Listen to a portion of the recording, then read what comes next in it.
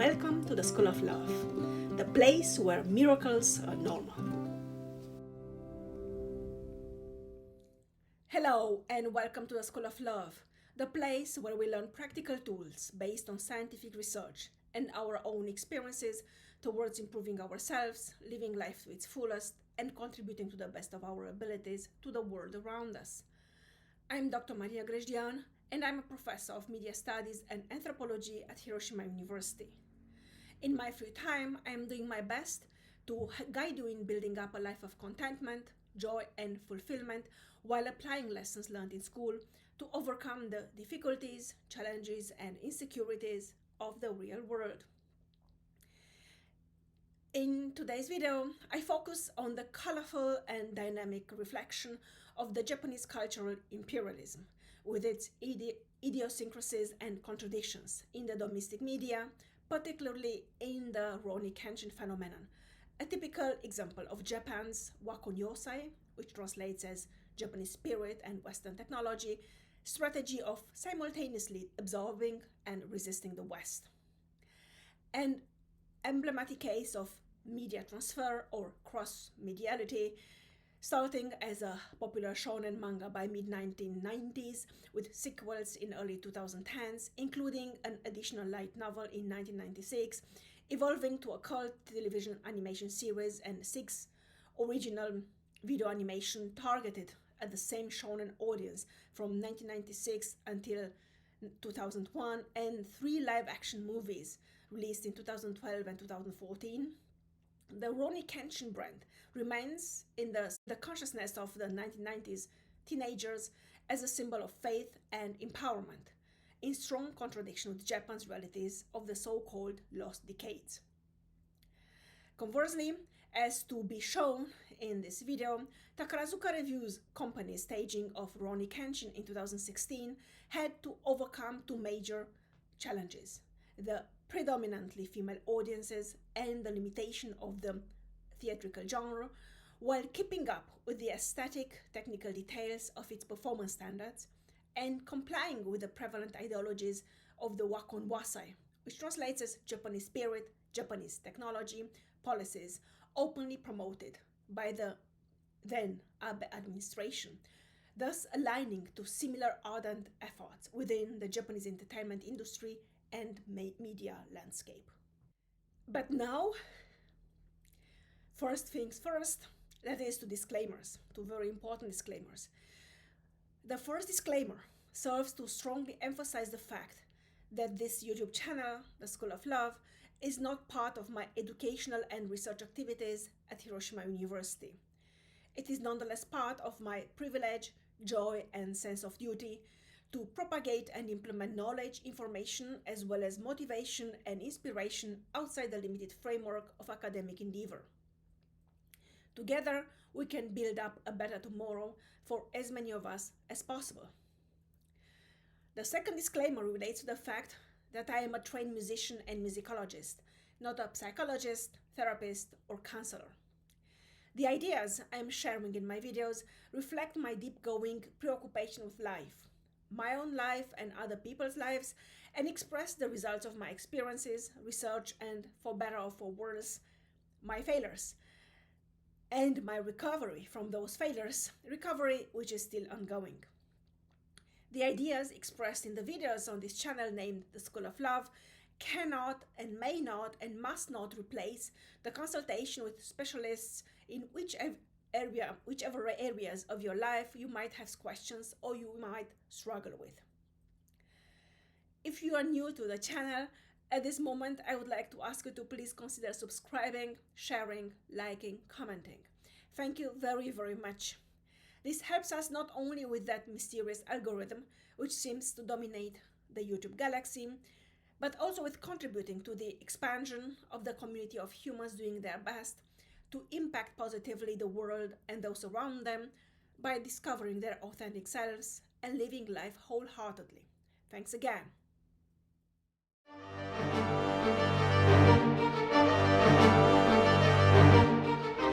And now back to today's topic, which is Rurouni Kenshin. When released as a shonen manga in 1994, at the height of what would be later labeled the Lost Decade, which in the meanwhile turned into 3 lost decades, Rurouni Kenshin turned quickly into a cultural phenomenon, carrying the weight of being an undisputed intergenerational icon, which transports beyond political borders its local message strongly infused with ethnocentric undertones of resistance, empowerment, and liberation. The goal of this video is to highlight the colorful and dynamic undertones of the Japanese cultural imperialism, with its idiosyncrasies and contradictions, as dealt with in products of Japanese culture. In order to illustrate the main characteristics of the Japanese cultural imperialism and its reflection in domestic media, as well as its international ramifications, especially in its wakunyose strategy of simultaneously absorbing and resisting the West, the phenomenon Rurouni Kenshin is taken as a practical example. There are 2 main reasons why eventually Rurouni Kenshin turned out to be the most suitable tool in bringing across the characteristics and functions of media narrative within the complex and at time all-encompassing project of employing culture as a means to attaining a leading role within the world community. The first reason is Rurouni Kenshin's construction of masculinity and masculine role models. As I argue in most of my videos, unlike classical masculinity, also depicted as toxic masculinity, late modern masculinity is patterned upon what I regard as 3 fundamental paradigms: the Luke Skywalker paradigm, the Harry Potter paradigm, and the Rurouni Kenshin paradigm. Apart from generational and cultural geographic differences, which are carefully analyzed in various other videos, what these 3 new masculinity paradigms have in common are 3 major questions they arise and 2 necessities they highlight in envisioning the late modern masculine man as a response to the increasingly empowered and liberated late modern woman, feminine or not. They are inevitable in comprehending the changing dynamics of late modernity, and with it, the flexible dynamic among nations, dictated by new patterns of political awareness and interrelatedness. The first questioning is the questioning of the traditional image of an almighty invincible hero who challenges and eventually defeats the irreversibility of death. The second questioning relates to strength, or more particular to physical strength, aggressiveness and ruthlessness as exclusive tools in attaining supremacy and total control. The third questioning relates to sexuality and financial material wealth as defining characteristics of an accomplished man. The 2 necessities refer firstly to the necessity of vulnerability, of feeling, understanding, accepting, respecting, and showing emotions within the process of progressing from childhood, adolescence, young adulthood, through the challenges of an exceptional life. And the second necessity relates to acknowledging and respecting the others, be them friends, family, enemies, in their radical otherness, and thus carving one's path through life not as a solitary individual, but as a social, loving human being. Later on, I shall delve more deeply into these 5 elements while referring to the 2 major dimensions of classical imperialism based on patterns of masculine perception and development: provide, protect, procreate on the one hand, and overcome and achieve on the other hand, and how they metamorphose into fundamental metrics in promoting, propagating, and implementing fresh structures of identification and communication based on cooperation and compassion rather than competitiveness and efficiency. Moreover, the male characters embodying these features and questions call for action and initiative in here and now, critically counterreacting to current tendencies to mechanize, virtualize, and digitalize human interactions. The second reason resides in Rurouni Kenshin's powerfully cross-medial presence, an emblematic case of media transfer or cross-mediality, starting as a popular shonen manga or shonen comics by mid-1990s with sequels in early 2010s, including an additional light novel in 1996, evolving to a cult television animation series and 6 original video animations targeted as the same shonen audience from 1996 until 2001, and 3 4 live-action movies released in 2012, 2014, and 2021. The Rurouni Kenshin brand remains in the consciousness of the 1990s teenagers as a symbol of faith and empowerment, in strong contradiction with Japan's realities of the so-called lost decade, or later on, lost decades. Conversely, as to be seen in this video, Takarazuka Revue company's staging of Rurouni Kenshin in 2016, February-March in Takarazuka, and April-May in Tokyo, by the Snow Troop, with top star Tokoyaku Sagiri Seina as Himura Kenshin and top star Musumeke Sakihyu as Miya Kaoru, had to overcome two major challenges: the predominantly female audiences and the limitations of the live theatrical genre, while keeping up with the aesthetic technical details of its performance standards and complying with the prevalent ideologies of the Wakon Wasai, which translates as Japanese spirit, Japanese technology, policies openly promoted by then Abe administration, thus aligning to similar ardent efforts within the Japanese entertainment industry and media landscape. The Rurouni Kenshin phenomenon appears of particular interest due to the complex dialectical representation of late Tokugawa period and early Meiji period, its major historical backgrounds, which has been inspiring consumers to turn gradually aware of the power and impact of popular culture artifacts on the perception and processing of reality in an increasingly interconnected world dominated by information, which is delivered and implemented after having been previously carefully selected and geopolitically adjusted by mainstream media. In accordance with these two elements, which make the Rurouni Kenshin franchise a powerful tool in mediating the dialectics of Japanese cultural imperialism, I have constructed the current video into three main parts.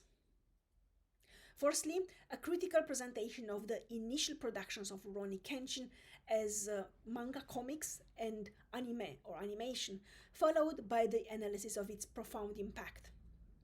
In a second step, the live-action cinema versions of the Rurouni Kenshin motif and its subsequent staging as live theatrical performance are observed, with particular focus on the subtle transition from being mainly a shonen genre in mainstream media targeted at a specific demographic group, teenage boys and adolescent male citizens between 12 to 20 years old, towards the shoujo, literally young unmarried women, demographic. The final point of the preoccupation quaits for an answer to the question of why Rurouni Kenshin's latent cross-mediality or media transfer might be the solution towards a more compassionate, more profound communication between human actors, both within the same society and among different societies, by mediating the connection with one's own feelings. From my experience with non-Japanese and Japanese consumers of products relating to Japanese popular culture, the easiest and safest way to address such sensitive concepts as emotions, compassion, or even worldwide domination is by creating an open space of honest communication, in which the topic being discussed is unequivocal in its message and relevant in its popularity. Safe refers here to the ability of convincing the informants, as a group and as individuals, to listen long enough until the major points of the argumentation are made, with further discussion following immediately, while popularity is closely, inevitably connected to that topic's financial success at the box office. As it will be highlighted in the last part in the conclusion, the process of connecting with one's deep feelings, both positive and negative, has become intrinsically bound to specific products of popular culture, with producers and consumers simultaneously interacting and questioning the prevalent ideologies as well as the aesthetic status quo.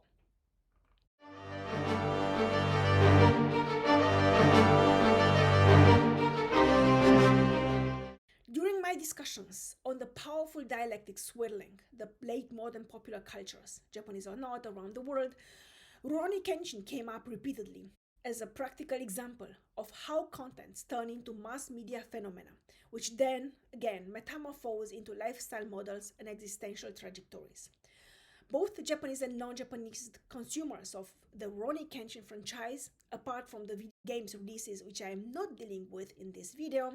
refer to Himura Kenshin's universe as a secure emotional space in which all kinds of good and evil can happen, and the occurring contradictions serve solely to counterpoint the steely logic of consumerism and efficiency, slowly but clearly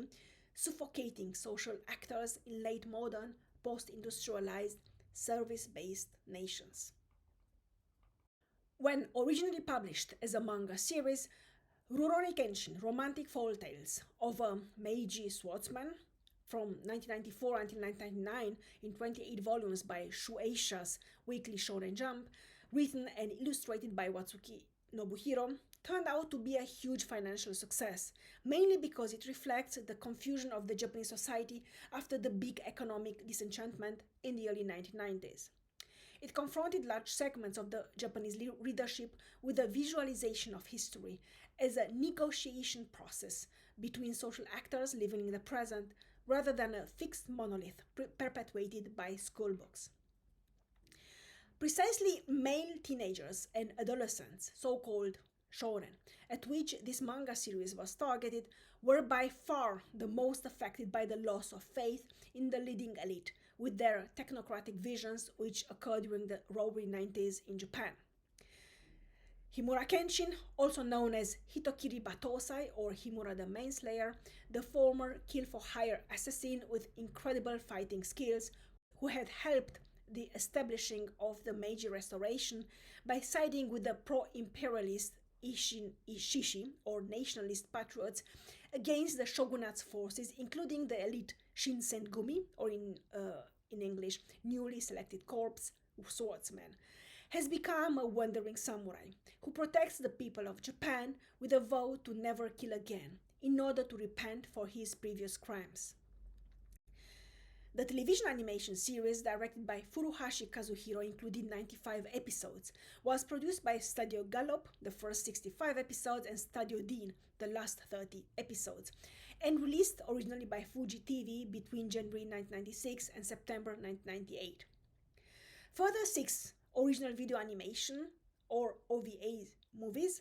by the same director were released in 1999 and 2001 by Studio Dean, focusing on Himura Kenshin's life on the background of the historical turmoil of the Bakumatsu, or the end of the shogunate. Among the 6 OVAs, only the first 4 were comparably impactful for non-Japanese audiences, as they explain the traumatic past of the main character, Himura Kenshin. Final 2 OVAs, which tell the story of the main character years later, when he is haunted by the memories of those he had killed and gradually loses contact with his current life, particularly his wife Kamiya Kaoru, the female main character of the series, and their son Kenji, were not particularly popular among fans, as it presents the late Himura Kenshin as a fallible hermit, broken by remorses and nightmares, and unable to tackle his responsibilities as a mature citizen, husband, and father. The dark, highly conflictual OVAs are a strong contrast to the light-hearted episodes of the television animation series, with hilarious moments of silly fun, in spite of the serious tone of the topics it deals with. This is probably the main reason why the television animation series captured the attention and the hearts of Western audiences, in addition to the Japanese viewers. Specific elements which teach them fundamental lessons about life and history, while at the same time allowing them the loftiness of soft, non-judgmental entertainment. 11 years after the Meiji Restoration, Himura Kenshin lives his life in the stress ratio between a nomad and a pilgrim, painfully aware of the corruption and violence which dominate the world he has once helped build up. Strictly faithful to his vow to never kill again, he experiences the hardships and injustice of ordinary people, and does his best to help and protect them, while getting to know new friends, in the characters of the kendo master Kamiya Kaoru, of Myojin Yahiko, the new kendo apprentice and successor of an old samurai family who was brutally annihilated during the bloody fights of the Restoration, or in the friendship and competitive nature of the elite fighter Sagara Sanosuke, as well as in the confrontation with old and new enemies. Kenshin's most memorable sentence, in which he explores his own faith in a better world, comes up in the first episode, in which he essentially utters his credo and his new ideal in life. なるほど。剣術は殺人術。それが真実。けれども、拙者は真実よりも、薫殿の言うざれ言の。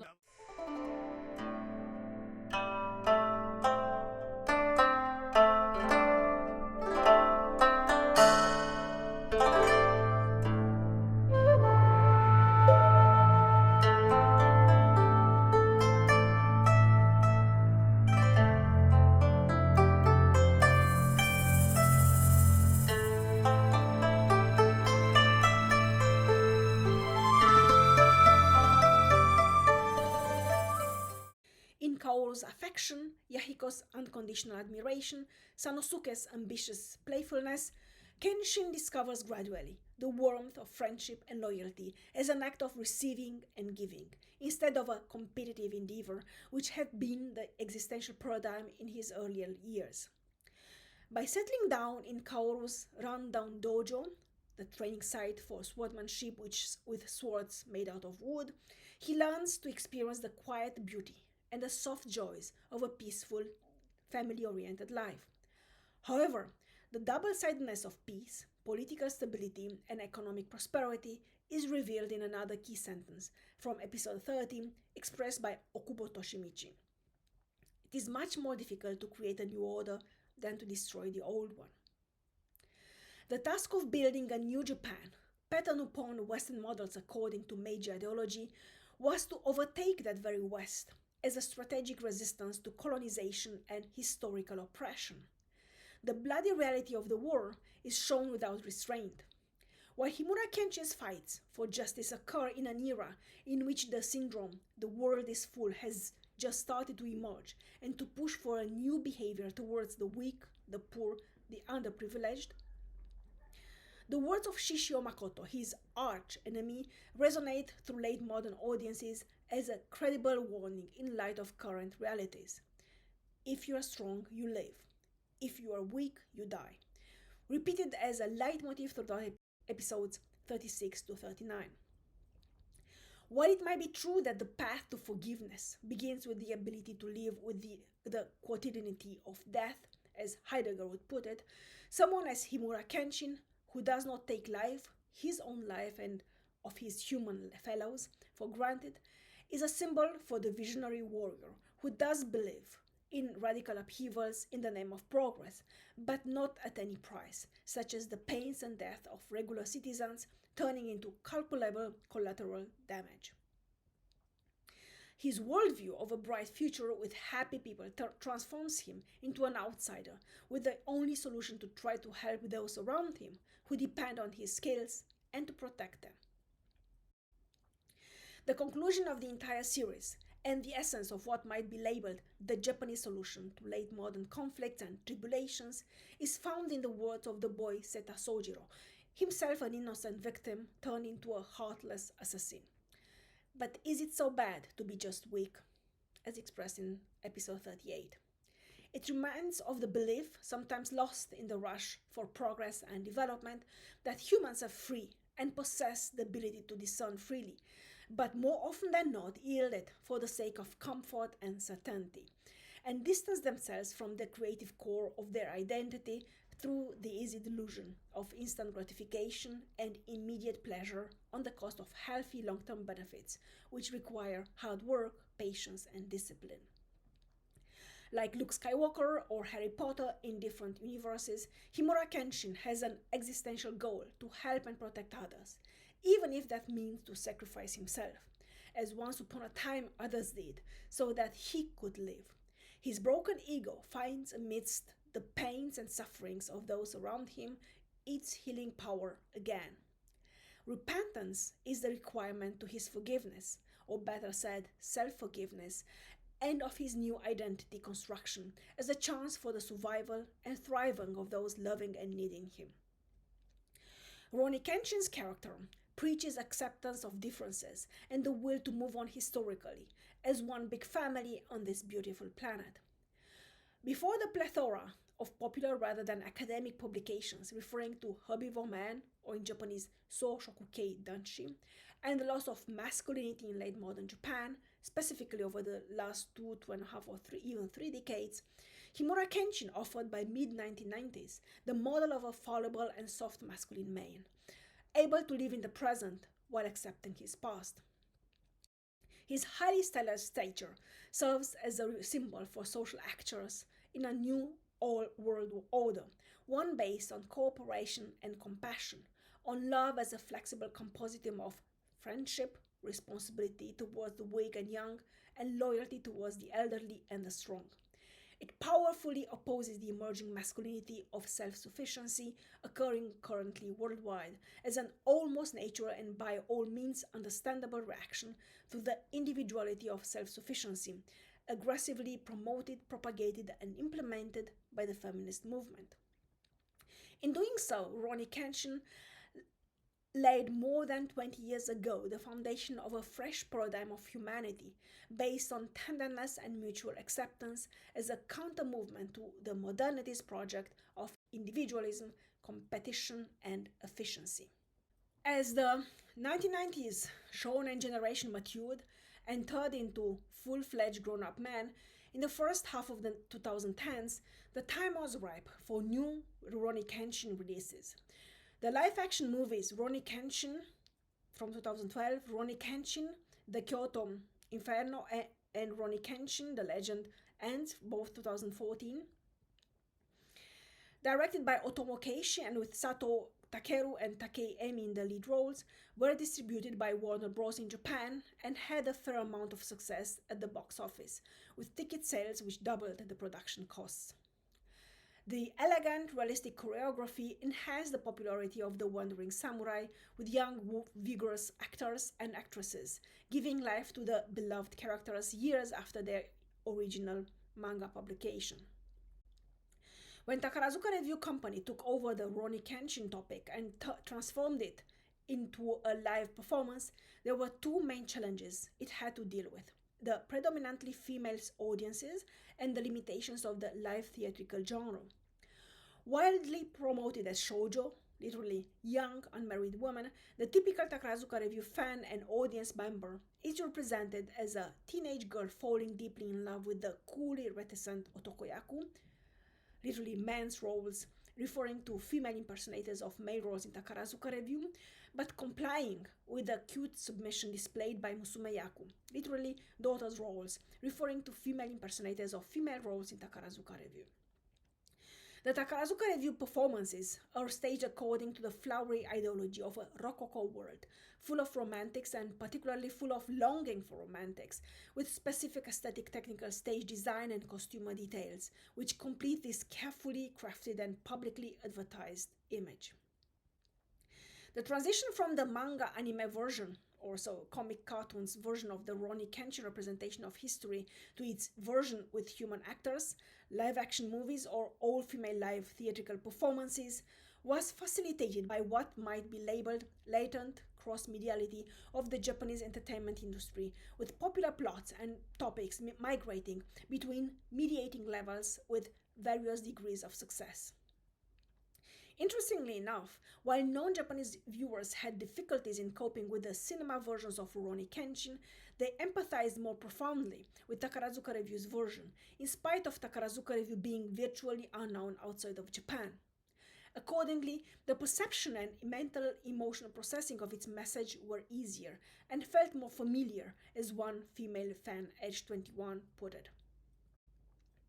To non-Japanese, mostly Western observers of modern contemporary Japan, the social-cultural contextualization of Takarazuka Revue as the self-advertised icon of Japan and a world full of love, with its actresses, particularly its female impersonators of male roles, promoted as symbols of masculinity and pioneers of social change, took place while considering its institutional position within the highly corporationist entertainment industry in Japan, and enclosed by the cultural intellectual hybridization which occurred in Japan since 1968. on the greater background of the actress's strict educational system within the Takarazuka Music Academy, in which friendship, hard work, and individual excellence serve the more comprehensive model of a dynamic community based on compassion, respect, and trust among its members. After all, the supreme goals of any enlightened society in late modern era, Rurouni Kenshin's character and the ideas they represent, believe in, and fight for metamorphose into tangible goals for average participants in the audiences, compounded by specific elements, including Takarazuka Revue as a geopolitical and historical appearance. In time, Takarazuka Revue moved towards the center of the Japanese cultural consumption as a mass media phenomenon, and it ended up being considered the foundation of the Japanese entertainment industry, both ideologically and aesthetically. Indeed, it continued the cross-gender stage representation based on the pre-modern tradition of all male stage arts, such as No and Kabuki, within a very strict hierarchical and educational system, but it challenged it through the employment of female actresses and Western music, stage design and technology, as well as the actresses' outlook and costumes. Takarazuka Revue longevity, 110 years since its foundation in 1914, is essentially equivalent to eons in terms of the volatility and competitiveness of the Japanese entertainment system, and is mostly due to its ability to both reflect public opinions and to create new trends to be taken over by other mainstream media, such as television and cinema, animation and comics, video games, social network channels, and so on. This dialectical interaction has been repeatedly noticed by scholars of the manifold exchanges between producers and consumers of popular culture as the secret recipe to construct artistic value as a result of a continuous negotiation between these two major parameters of the entertainment industry. Both accessible and saleable, Takarazuka Revue has been fulfilling a major function in mediating non-Japanese contents to Japanese audiences, in its vast majority, 95 to 97%, female citizens between 35 and 60 years old and belonging to mid and upper middle class,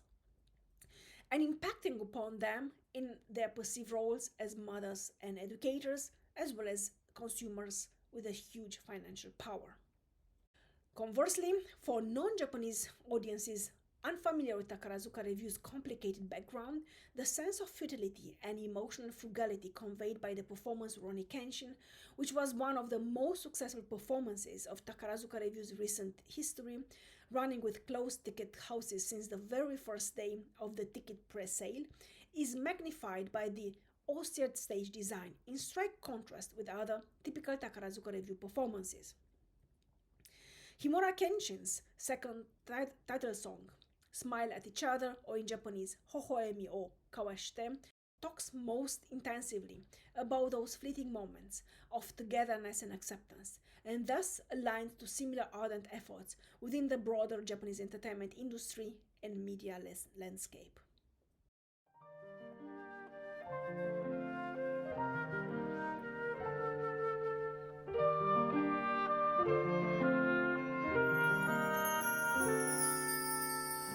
目覚めれば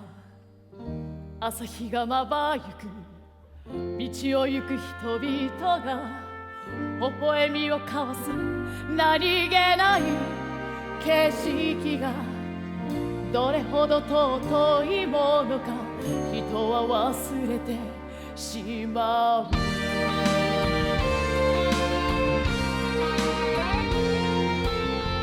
戦に明け暮れ焼け落ちた家戸惑いに涙も出ない子供それが思い出ただ一つのささやかな幸せがどれほど大切か人は忘れてしまうだから微笑んで生きていたい小さな幸せを守りながら誰もが愛する人と家を築いて春の日差しのぬくもり分かち合えるよ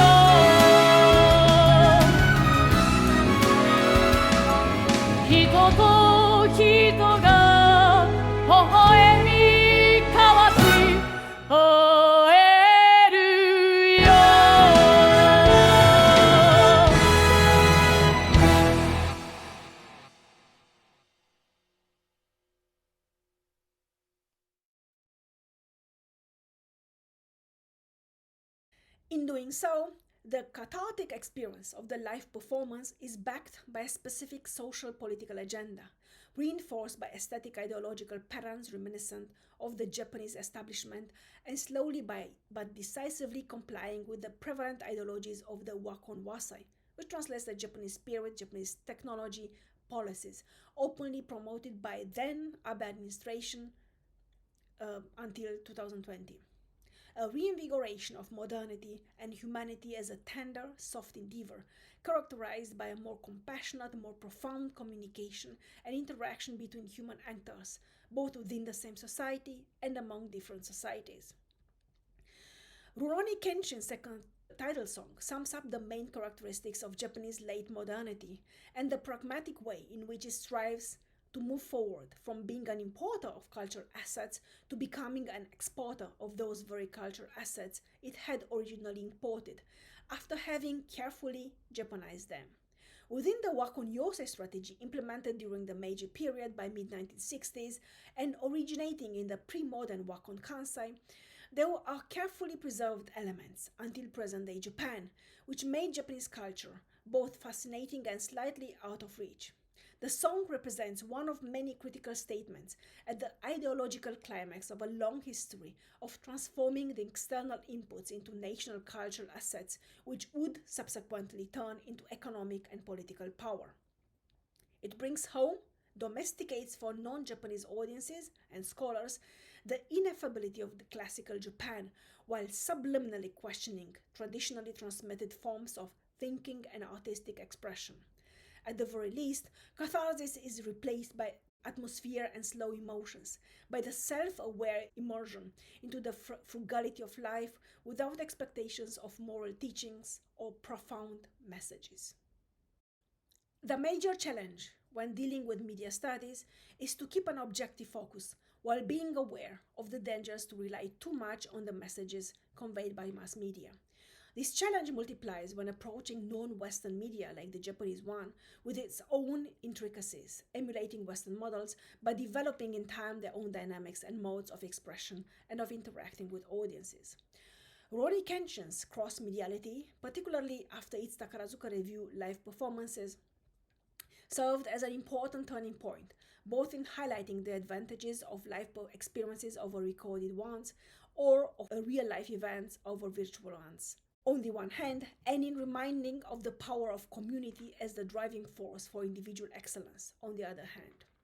Indeed, this fundamental feature of the Japanese society, its strictly collective-oriented hierarchical structure, and its impact in a changing world in which the individual feels increasingly isolated and lonely in spite of a progressively permanent connection to the others due to digital media largely available and affordable, is easier to observe once the animated characters and actors in live-action movies turned into actresses working hard to empathize with thousands of spectators expecting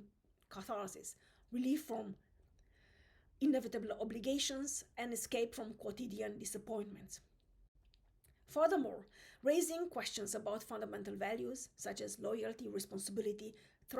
trustworthiness, hard work, discipline, and ethical coordinates such as reliability,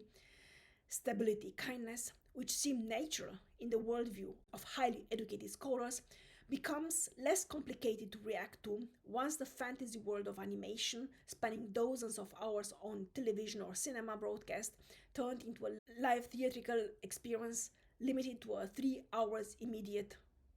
presence. While talking with both Japanese and Western fans of the Rurouni Kenshin franchise, in the newly discovered humanity of the Rurouni Kenshin topos at the micro level of the individual conversation, non-Japanese fans could find an emotional space which allowed them to transcend the otherness of present-day Japan and to incorporate it within their own system of values and beliefs, or better said, the experience of the process of moving closer towards Rurouni Kenshin beyond its entertaining superficiality helped them find in themselves those values and beliefs which the older generation seems to struggle so much to mediate to the younger generation. By learning to respect and accept Japanese culture and society in its radical alterity, as Emmanuel Levinas would refer to it, and Rurouni Kenshin as an element of the macro universe of the Japanese mainstream media, Western members of the fan community, online as well as in the real world, learn to overcome in the intrinsic micro interactions with fellow fans the sheer immensity of overwhelming information flows permeating our daily lives and particularly aggressive in the cyber world. Thus, in spite of being a typical cross-medial product of the highly volatile Japanese macro industry of cultural consumption, Rurouni Kenshin, as a phenomenon, as a symbol, as a role model, turns into a key to understanding late modern Japanese culture and society, its inner mechanisms and outer representations, its longings and its impacts. In other words, there was the micro level of the actual interaction based on the consumption of Rurouni Kenshin as a cultural artifact and as a mediating element of Japanese culture with its own relevant impact on international audiences. Additionally, there was the macro space of mainstream media and online platforms, whose very existence depends on the sheer number of subscribers fighting for commercial supremacy. In between the micro experience with immediate humans and the instant validation which comes from directly relating to fellow consumers and the macro industry of capitalist merchandising and advertising, the humanity of the social actors involved is mercilessly negotiated. From this perspective, Rurouni Kenshin's main contribution to making the world a better place is in creating and mediating powerfully relatable contents, while still following the rules of the entertainment market, and therefore finding a pathway to reach the audiences, both domestically and globally.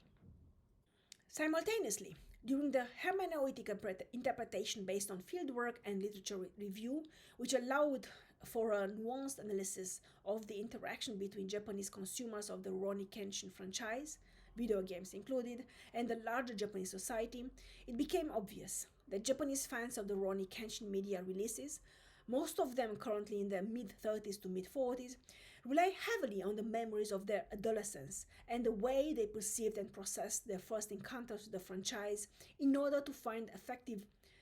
ways to respond to the challenges of everyday life. This turns subsequently in an important statement for me on how humans relate to and interact with media on a daily basis.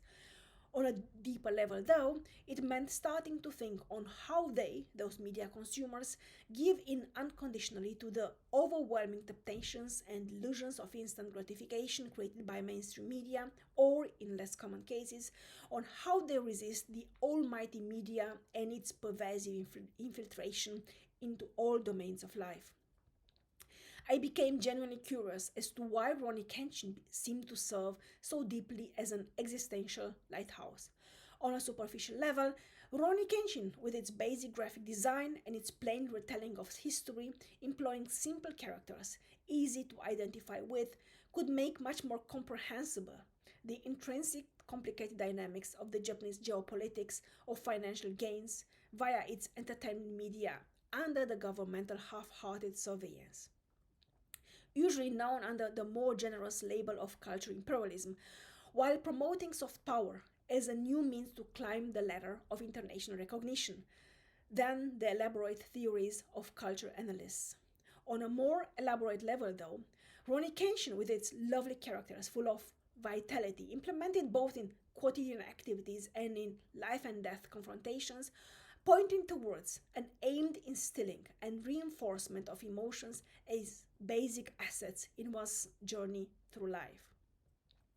This approach to individual existence as a juxtaposition and at times a dialectical conflict between emotions and rational facts is not new in Japanese culture and society, as the classical principle of Giri Ninjo proves, but turning it into an essential coordinate in the human being's life with the eventual victory of the latter is.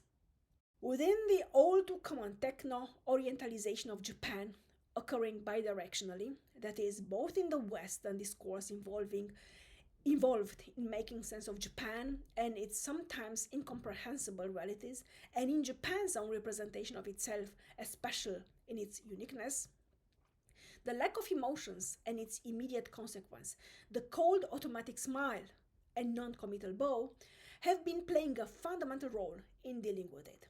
as recent years, and particularly the domestically involved international research with the everyday life in Japan has started to uncover, Japanese popular culture serves, as in any other late modern post-industrialized service-based economy, as a major outlet to help consumers to connect with one's deepest emotions, to release them, and to recover from what otherwise would mean a continuous repression, resulting, as currently discovered and discussed in the social psychiatric discourse, either in self-harm, depression and suicide, or in violence against other fellow citizens. The lack of awareness concerning one's emotions and the years-long trained ability to repress them due to a strict and highly stratified educational system leads to their automatic denial and a very deep-seated inability to feel those emotions.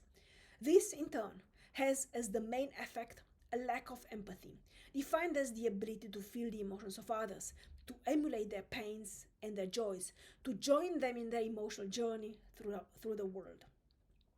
Combined with integrity, which is the consistence of one's individuality in its most profound characteristics, and the mindful balancing of quotidian challenges and their overcoming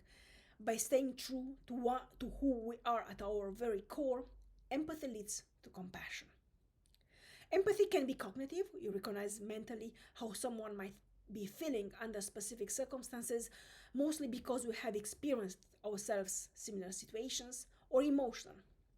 an indirect connection to how things might feel, because we couldn't possibly experience those feelings, like in knowing what it hurts to pick up a beautiful flower, so we admire and let it be, for it to keep on living and for others to be able to admire it as well. On the other hand, compassion has been defined in various ways, depending on the philosophic religious context in which it happens to be momentarily encountered, but they all have one shared trait: the ability to empathize with those around each individual without getting engulfed by their overwhelming pain of pleasure, and to stand by them, aware of one's individuality and inner distance, either to help them overcome the pain or join them in their pleasure, thus enhancing it. Compassion includes the ability to feel and act on kindness, while being aware of one's individuality and individual pathway in life and in the world. Without proper education in the field of emotional processes, though, empathy cannot emerge and develop. Without clear acknowledgement of ethical norms and regulations in their universal historical, rather than geographic national, emergence and development, integrity is absent as well. Compassion, which has been proved to be the real foundation of any over-individual human grouping, does not exist. Following the rules, particularly in the advent of the intense globalization of values and worldviews as occurring currently, cannot offer the impression of safety and protection as it used to do, when Japan and its population were still deeply relying on their own isolation for making it through the history and building up their own universe. The necessity of individual awareness and personal choices related to the well-being of others as a direct consequence of those very decisions is for its most part news to Japanese average citizens. And still, it is precisely the message of this awareness of one's own role within the community at large which had that huge impact more than 20 years ago in the release of Rurouni Kenshin, which would become, due to this message, the powerfully impactful franchise we know nowadays.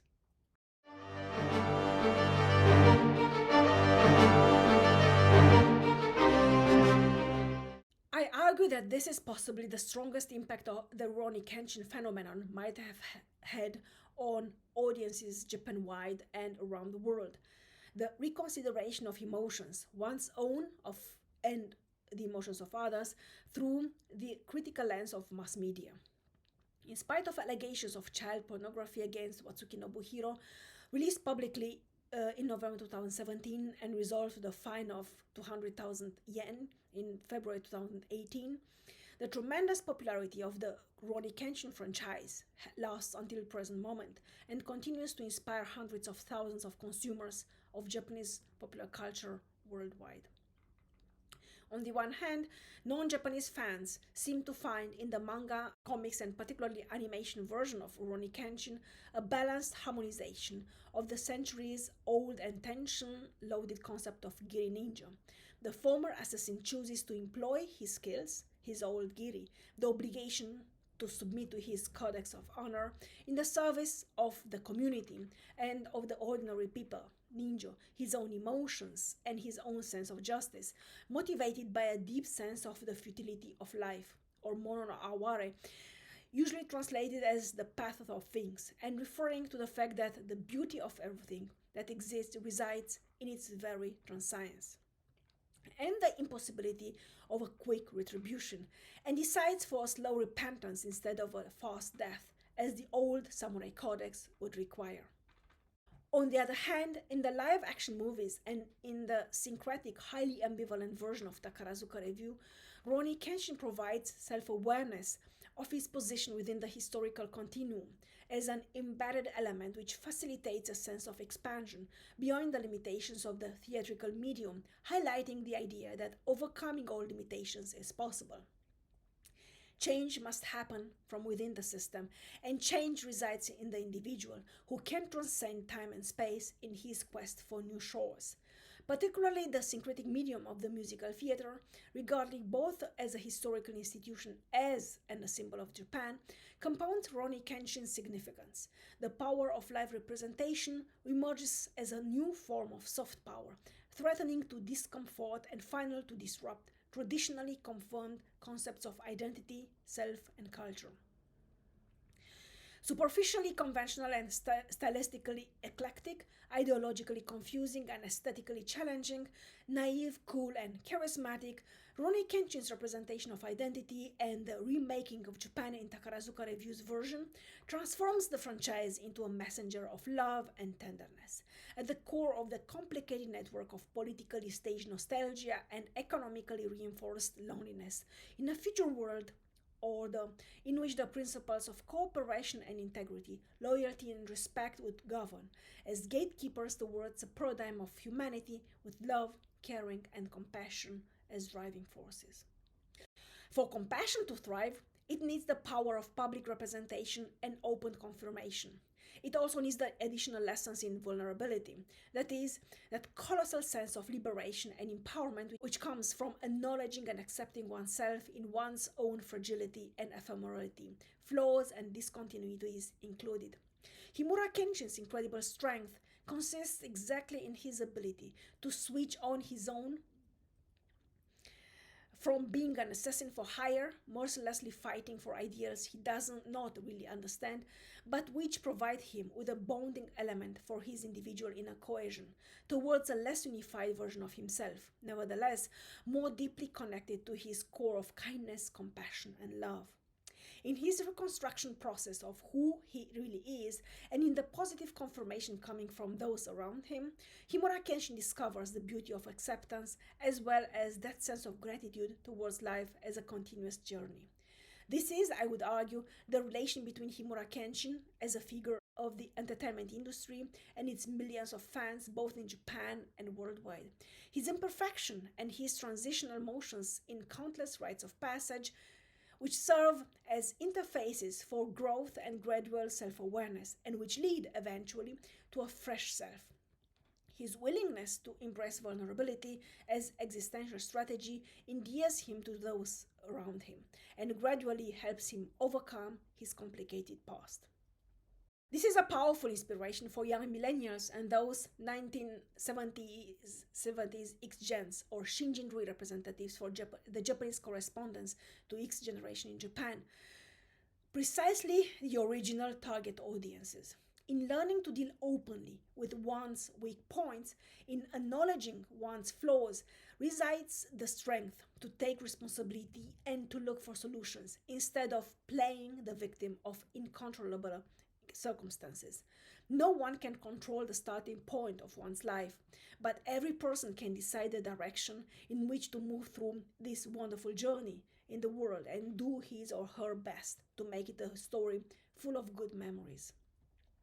The pathetic fatalism of Japanese intellectuals, with their dramatic tendency to focus on the problems instead of the solution, is replaced in Rurouni Kenshin's life story with practical examples on how to overcome hardships and be true to yourself, how to identify with honesty and straightforwardness one's weaknesses and limiting beliefs, and to turn them into powerful tools to move forward in life, how to learn to give love and accept love in return. All of them important lessons in maturity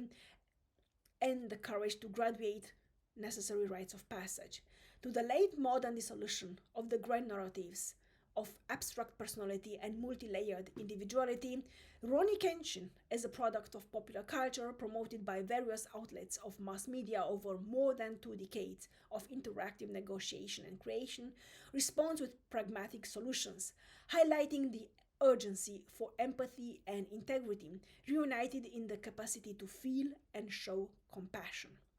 It is a practical textbook in the course of Humanity 2.0, when emotions are not only reinvented but also taught as mandatory disciplines. That would be from me for today. Thank you very much for joining me today in this quite complicated journey of understanding the Rurouni Kenshin phenomenon, and I'm looking forward to welcoming you very soon again. Love and peace to you all.